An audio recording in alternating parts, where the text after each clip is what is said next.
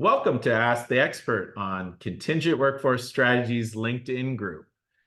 And I've got a very interesting topic today that's near and dear to my heart, as you'll find out later in this conversation with my guest.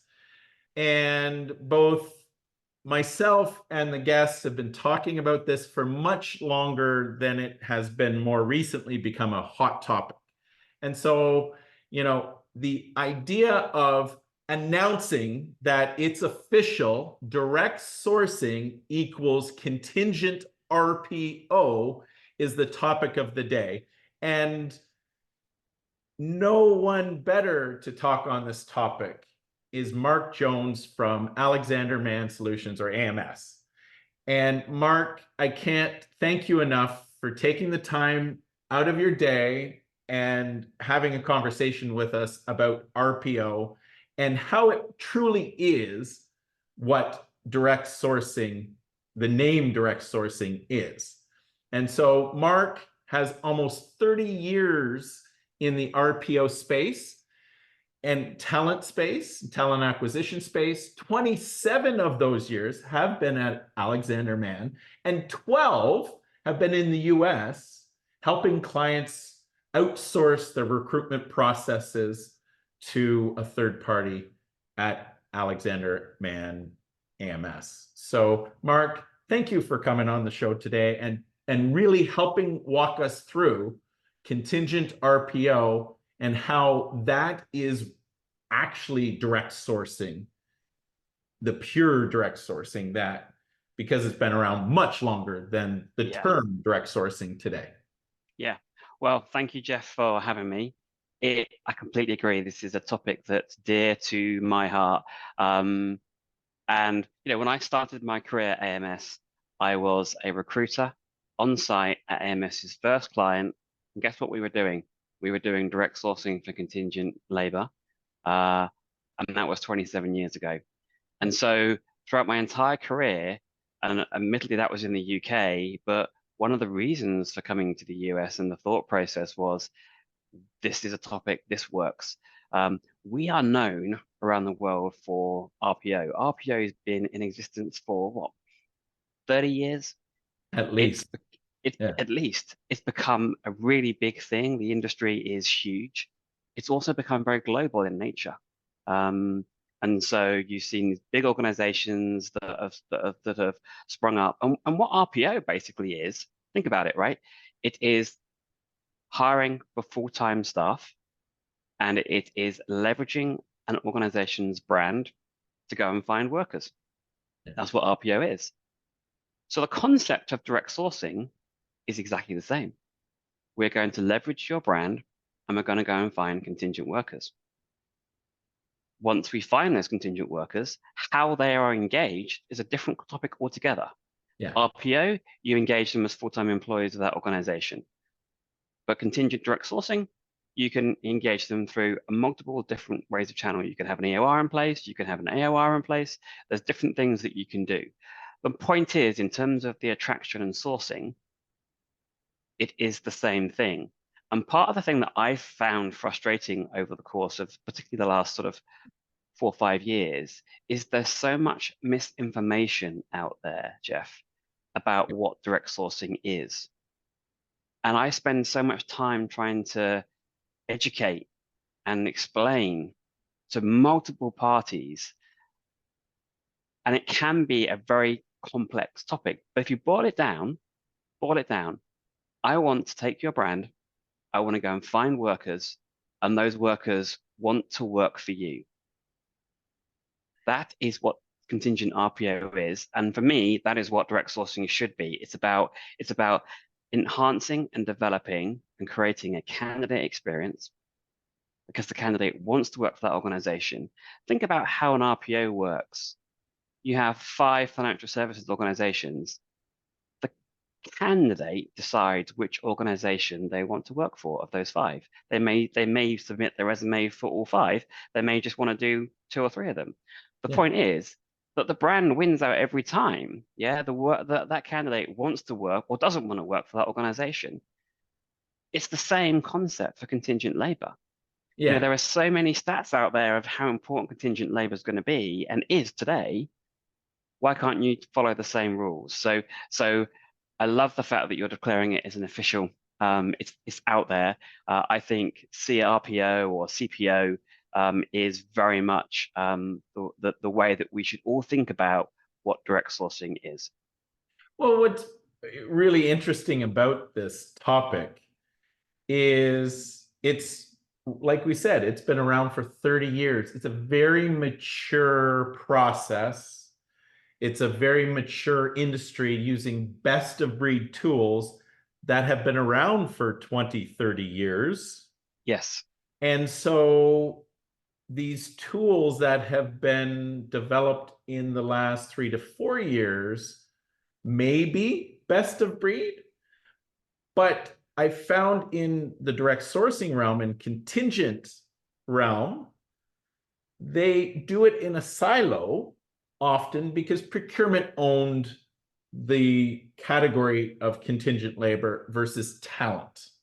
yeah, And so you could say to a procurement manager, hey, this direct sourcing technology is the best, because that procurement manager doesn't know what an ATS is, or an correct, applicant tracking system, which correct. has been around for 20 plus years, that has evolved and built an ecosystem of partners to attract, to engage in the manner of taking a talent pool, consistently touching base to know their availability, use your brand, like you say, to attract and make them favorable opinions of that brand and working at your organization.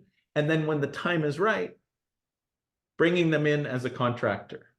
Yep, And so an ATS and those tools have been around. Like HR Tech, if you go to the HR Tech conference, there are thousands of tools and ATSs that are very mature that are across the street in talent acquisition that yep. our industry aren't or hadn't been utilizing, but that is changing, I think.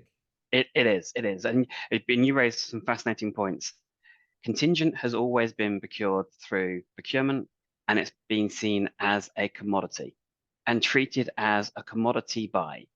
Um, and MSPs do a brilliant job and do a great job, but the role of an MSP is to buy different commodities and make sure that the processes are in place. On the full-time RPO side, you have got majority of organizations, talent acquisition, HR, own that. And you're right, these tools have been developed. The advent of AI has enhanced them. They're extremely mature, they're extremely sophisticated, they interface into organizations, HR, ISs. There's all kinds of different things you can do from it. But because contingent has been run by procurement, the technology has developed in that silo and nothing has crossed over. And you've seen some examples of large ATS players that have looked across the pond and said, okay, well, actually, there could be something on contingent. And you've seen some of the contingent direct sourcing sort of curation products look across the other way in terms of maybe we could go Yeah. into that space. So they're all looking, but they're still currently looking, it's still currently based in these individual silos. And I look Not at that this they across, can't be used operationally. correct, It's correct, more the marketing of the markets behind them correct, are correct. staying in their lanes. Correct. But if you come up at a level, right? So you have to look at this overall now and start saying we're getting a little bit more mature when it comes to contingent RPO. Um, there's now the point where the evolution of these technologies can start to cross over and break down these silos. So I think we're going to see it in multiple different ways, Jeff. We're seeing it one way in more and more organizations, talent acquisition and HR are now taking an interest in contingent labor. 40% roughly of our current client portfolio in the US, contingent labor has some HR involvement. And I think that, a few years ago, that probably was 20, 30%. That's Yeah. actually quite a big shift. Yeah. Yep. That's actually quite a big shift. Almost half of the organizations have HR TA engaged or involved. And why? because 50% of the workforce will be contingent labor in the years to come. How can organizations afford to ignore this population? They can't. So I think because you've got that integration of HR and TA getting more involved, it's happening at that layer. The technology will also help bring it together as well. I think there's roles for organizations such as AMS and other organizations in the consulting and the RPO space to help bring these things together, Yeah. to be having conversations with senior execs. What have you thought about this? We've now got some really great examples, Jeff, of live direct sourcing programs that are delivering great results, great cost savings, great candidate experience. Okay, for me, tick in the box, we've proved the concept, but we still need to make sure that we can then start to join things up with our full-time counterparts, Yeah. silver medalists. We talk about all of this kind of activity. Tech plays an important part, but another thing that plays an important part, which is probably the part that I don't know your thoughts are, but can be frustrating for me, is there has to be a will to do it. And I think the industry is quite set in its ways. It's worked like this for the last 20 years. Why does it need to change? Well, it's interesting when you bring that up because the industry is often has big players that don't want it to change. And so when you've looked at that, there isn't a willingness in the vendor community often because they are owned by staffing firms. Hmm. And so when a large staffing firm has ownership of programs, do they really want to take away from their core business of staffing by allowing the clients to recruit their own resources at much different pricing or models? Hmm. And so I think that's where there's been shuffling in the feet, and especially in these days that cost is on top of everybody's minds and they're looking at budgeting and more and Yep. more. But there's more than that, especially when you start thinking about um, the bigger picture of your business. Your business runs on your talent.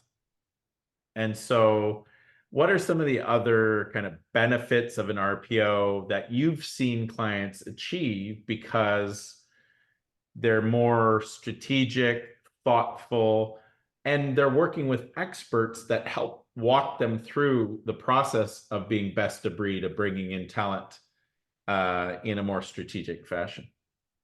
Yeah. So I think there's a number of different benefits. Um, one is by strategically managing talent pools and leveraging with technology specific talent pools for specific skill sets. If you do that right, then you will be able to get better quality of hire, and also improve time to hire. Now, time to hire isn't the be all and end all, but it's an important part of it, particularly when it comes to contingent labor. It's one of the big things.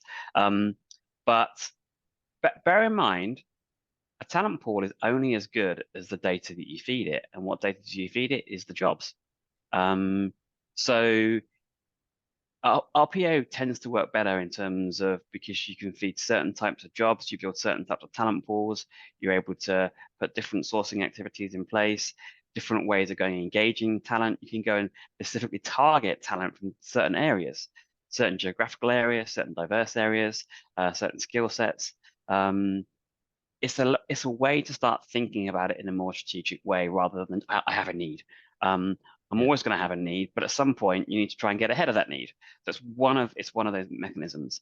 Well, I and already in the mentioned. world of global mobility, you now can strategically talent pool the best talent, Correct. That wants period. to work. That wants to work for you, Yeah. because that's the thing that I think for me over and over again. If a person decides to register for your talent pool, it's because they made a conscious decision they would like what you're doing, and therefore they're going to become a better worker. Um, they might have a propensity to become a full-time employee. Temp to perm, yeah, is a route that sometimes some organizations choose, sometimes they don't. But this model, works very well in relation to that. 6 months as a contractor, and then we'll convert you to a full-time Yeah, position. there's more tracking and strategic thought around that as well. Exactly, Say, exactly. as opposed to a traditional, let's say, contingent program where I needed this person for 3 months. and then it stops, as opposed to Correct. the thought that, oh, this department over here may need that person for the next 3 months. And Correct. that person has 3 months of our organization's experience that would make them a much more valuable contractor on their next gig with us. Correct. So that Correct. whole idea of strategically managing the resources and potentially the redeployment of resources, and then that transition even to full time, if so Correct. choose, and the timing's right, it's Correct. just a much more strategic thought process. Correct. And tech plays a part in all of that. But go back to it's still sourcing, Jeff. It's still sourcing. It's still about sourcing talent pools and having those kind of conversations. Um, so I think there's some of the benefits. Scalability. I've already mentioned scalability in Yeah. terms of going up and down. One of the other things that's really important is organizations never stay the same, particularly the last 4 or 5 years. The amount of change that we face and everyone faces has been huge. So great thing about an RPO model and a contingent RPO model is that it's not designed to be fixed. It's designed to flex and it's designed to change based on how your business changes. And organizations are looking at things with different lenses today than they were a few years ago. Could that be opening up a new facility in a certain location? What's the talent pool there? Is that going to be an opportunity for us? Getting ahead of it with insights, strategic conversations, that adds value. We're starting to have conversations with organizations that are looking at what's the strategic benefit for me doing this? Am I going to be successful? As opposed to just making a decision and then deciding they're not successful, for example. So there are many benefits, I think, of an RPO model that apply to contingent. Lots of also anecdotal and hard evidence in terms of the overall experience, the white glove experience. Think about if an organization trusts you with your brand, they spend millions and millions and millions of dollars on their brand. It's one of their most sacred things. So you have to have you are the guardians of that brand Yeah, an all the way through. ambassador, An right? Very ambassador. much an And ambassador of the brand. exactly. One of the challenges that we face as an organization is some of our staff feel more of akin to our client than they do us.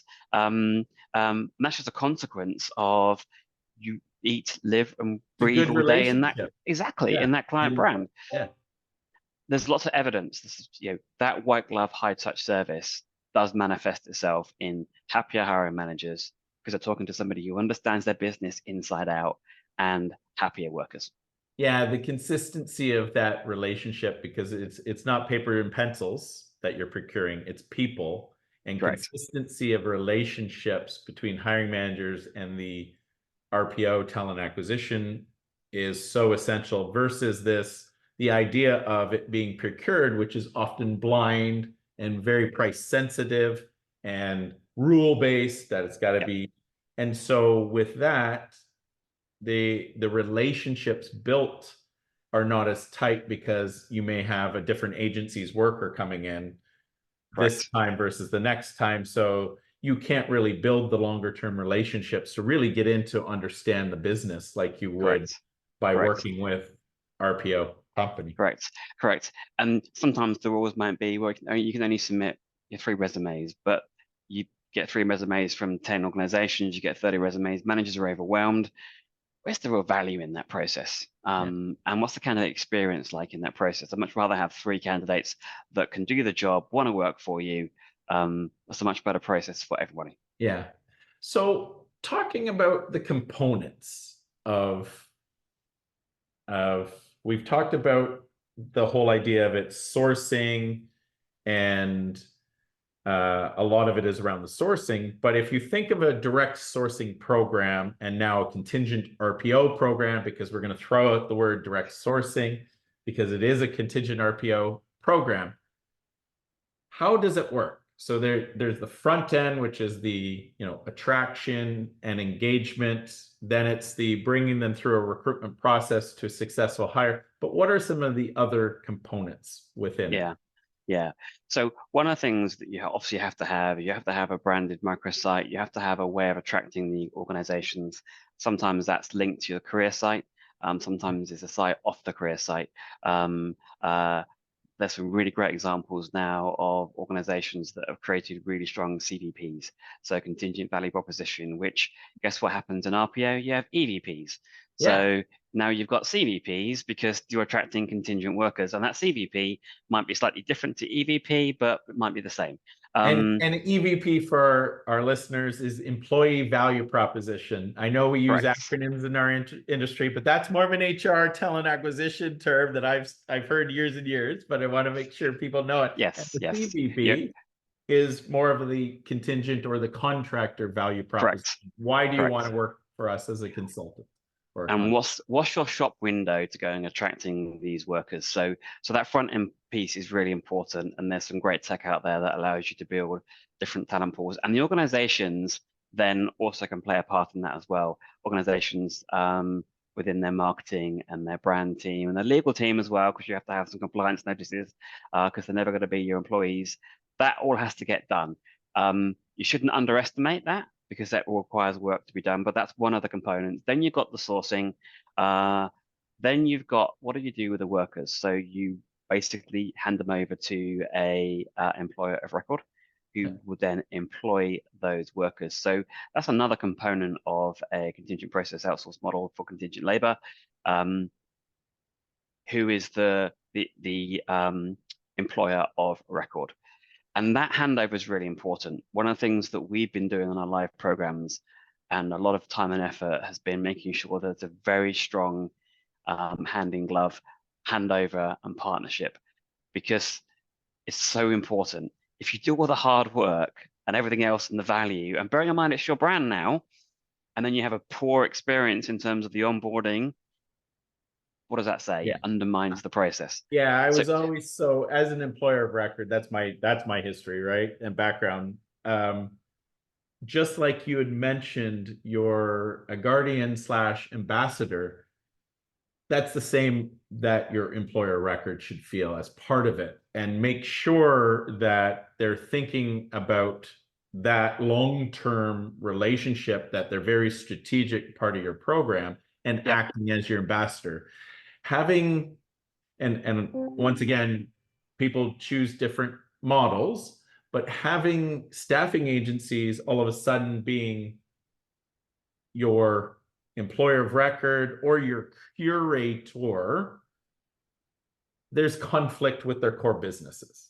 And so I don't want to say there's good ones that are out there, but I just look at a structure in a general sense, and I look at it and there's conflicts. And where there's conflicts, that may not create the best experience or for either side. And so making sure that whoever you're choosing as your employer of record is very tightly knit to your RPO yep, company, and some may be the same, but a lot of the times they're two different entities that they're tightly tied, and the handoffs and are great from a user experience, because one of the key things I think is that idea of redeployment and utilization of consultants that have been engaged. They yep, worked out well. We should redeploy them within the organization, and having that kind of strategic approach that they have a great experience coming into the organization. Within the organization, they're getting paid quick, correctly, having a great experience as a worker. And then if that's all true, and there's more work to be had over here versus here, they'll happily continue. And that exactly. drives so much cost savings, efficiencies, all of those things that are there's some quantification in the cost savings, but the intangibles of a worker with experience in your organization to be redeployed on another project, that's just so efficient. Correct, correct, 100%. And so typically the models that we see is you've got one organization that's your preferred provider, your preferred choice, and then you start to really build strong relationships, and they're deeply embedded into the process. And we have very clear ways of making sure and that the workers know that they're going to be the employees of the EOR, not the end organization. And that, there's that sometimes organizations have a concern about if they leverage their brand, then it's going to create co-employment risks. co-employment risk exists based on how the work is leveraged, not how they're attracted. How they're attracted is kind of irrelevant from the basis of how they're engaged and what they're doing. And irrespective of whether they're attracted to your brand or for a staffing agency, organizations are at risk based on how they treat and use the workers. 100%. I know we touched on pricing, Hmm. and I love the idea of, yes, we've seen that markup percentage of spend. You've introduced the fixed placement fee model, which, on longer tenure, it drives just more and more cost savings over a traditional staffing agency markup that Yep. would just be that 18 to 27 to 50% over the lifetime of that year and a half that they're working. Whereas, once they've hit kind of that 3 month or a couple of months, depending on what the placement fees are and the worker pay rates, all of a sudden you've reduced that markup to the minimal, kind of maybe the EOR payrolling fee. Are there others that you've seen out there, like just a pure management fee or things Yeah, like that? there are. And I'm going to raise another interesting thing that happens in the RPO world now, which is applicable to contingent as well. Some organizations make a decision from an RPO to in-house. And sometimes there's cycles between we're going to in-house it, we're going to RPO it, we're going to use some RPO for flex and scale. There's different use cases for RPO. Well, some organizations make a decision that they don't want to have an MSP, they want to in-house a VMO type activity. So I think contingent process outsourcing also opens the door for us to go in as and organizations like us and say, you want to do this yourselves? Great. We'll set it up for you. We'll do it. We'll build it. Bearing in mind it's your IP, it's your candidate data anyway. It's not ours. We're not a staffing agency. And if you want us to do it for 2 years and then hand it over to you, fantastic. That would be one of our success criteria would be a smooth handover because that's the strategic direction that you want to do. And that will then align with your RPO or not. So in that model, a percentage of spend might not be the right way, a cost per hire might not be the right way. So it could be a management fee. Or it could be a management fee with a small cost per hire, so like a blended model. So the pricing flexibility that exists with RPO can also exist with contingent process outsourcing for contingent, in addition to the percentage of spend. Yeah, and you just have to be more strategic in looking at the pricing and your total cost of ownership. Correct. With data, historical data on tenure of your workers, etc., and or what the model looks like or what your objectives are. And you'll find by doing that analysis, there could be some gold in their hills in cost savings by doing an analysis versus listening to the marketing that says it's free, but just a percentage. Yeah. Yeah. And Yeah. so that is a very dangerous model because if you say it's free, what is being done up front to be more strategic and building the infrastructure to be successful? Correct. It's a fascinating topic, and it comes back to some of the things that a little bit around some of the change management and thought process here, Jeff, is that this is a strategic buy. It does take a little bit of effort and thought process to get the right pricing. You've got to think about what do you really want. So there's a little bit of tie in there between some of the lessons learned as well in terms of this is not just something that you can do and walk away from. It's a strategic commitment. Yeah, and that's, to wrap this up, Mark, I think we could talk for another 2 hours, I think. But to wrap this up, you mentioned lessons learned and 27 years with one of the top RPO companies on the planet. I have a feeling you have some lessons learned for the audience and some of the program managers today that are looking at a direct sourcing program, which is now not to be called direct sourcing, but contingent RPO. What are some of the Yes. lessons learned that you can exude your So wisdom and advice? And yeah, then let's talk about the change journey, because you've seen this where a talent acquisition organization or a HR organization said, we're entrusting you with bringing in the best talent for our organization. And that's a big change. So how do you help the program leaders that are looking at this with that change journey? Yeah. So lessons learned, obviously use your brand. I say that, I think it's obvious, but it's not always obvious. Also make it exciting. Uh, make this something that everyone can get behind. Choose a name, make this a thing, because it is a strategic initiative. And then really double down on that. You do need technology that works. You have the VMSs which do a brilliant job, but they're not sourcing engines. So when we have technology, whether it be an ATS playing in the direct sourcing space for contingent or a curation technology, make sure that there's that interface happening with the VMS and it's a proper two-way integration that works and works from day one. Um, Make sure that we've got supplier tiering set up so that you're able to do a tier zero approach. So you are able to take advantage of direct sourcing. But then if you can't, you go down to your other tiers as required.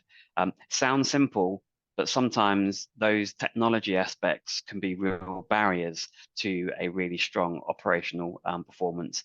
Very clear on roles and responsibilities, races, everyone plays a part in the process.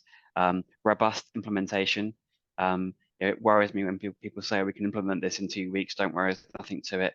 There is a lot to it actually. To get this right, you need really clear roles, responsibilities, and documentation and agreement. Spend some time up front to implement this, even if it takes 8, 12 weeks, but the results are going to be worth it at the other end. Commit, strong stakeholder management, strong governance, and strong contracts that allow you to be able to deploy and deliver what you're going to say. They're the main things. Once you turn on direct sourcing, though, that change management journey just doesn't stop. It's actually because the way that organizations have procured contingent over the many decades, changing to this model is actually a change for hiring managers. It's a change for people that manage programs. So be open to that change journey and make it clear what we're trying to do. We've done videos, we've done promotional material that these are the benefits. This is the why you're doing it. Yeah. You can't just put this in place and then sit back. There's a constant need to change. Lunch and learn sessions for hiring managers, get that excitement going, that brand. The managers work for the same organization. They should be excited by it. So get that energy moving forward. That makes a huge difference, Jeff. Yeah, and to really just close it off and make it simple, you mentioned the tiering of your vendors so that this doesn't replace your vendor community. You still will need to go to your vendor community, but probably a little less. Yep. Especially if you can do resource planning and understand. So that tiering is an interesting way to just wrap it up to say, this is how it fits in the ecosystem. If you're doing proper resource planning and you're talent pooling those resources that you know you're going to need at this point in time, it's tier 0, I heard you say. And so the Yes. first tier is let's find our own resources first. And then based on the project timing, when we need the resources, if we can't find them in this tier 0 model, then let's look at the alternatives, our staffing channels, etc. Correct. But that's how it starts. And Correct. so, that's maybe a good way to wrap up. And it's very simplistic and tactical. But if you think of it that way, then all of the other great things on how to build it, make it exciting, use marketing in your brand, you can start to build it. But that's at the basis, it's a tier 0 in your current program. And then, let's build it out. And as tier 0 you get better at it, there'll be lesser and less need of your first tier, second tier, Yeah. third Yeah. tier, which Within, generally with, pricing in, goes in up time. and Correct. less strategic relationships as you Yes. go up too. So, Yeah. Mark, thank you. I know we could talk more and more and probably have to have a follow-up to get into some of the other things that I heard that I wanted to go down that path, but I didn't want to take it in too many directions. So thank you for your time. It's been amazing. Thank you, Jeff. Appreciate it. Thanks so much.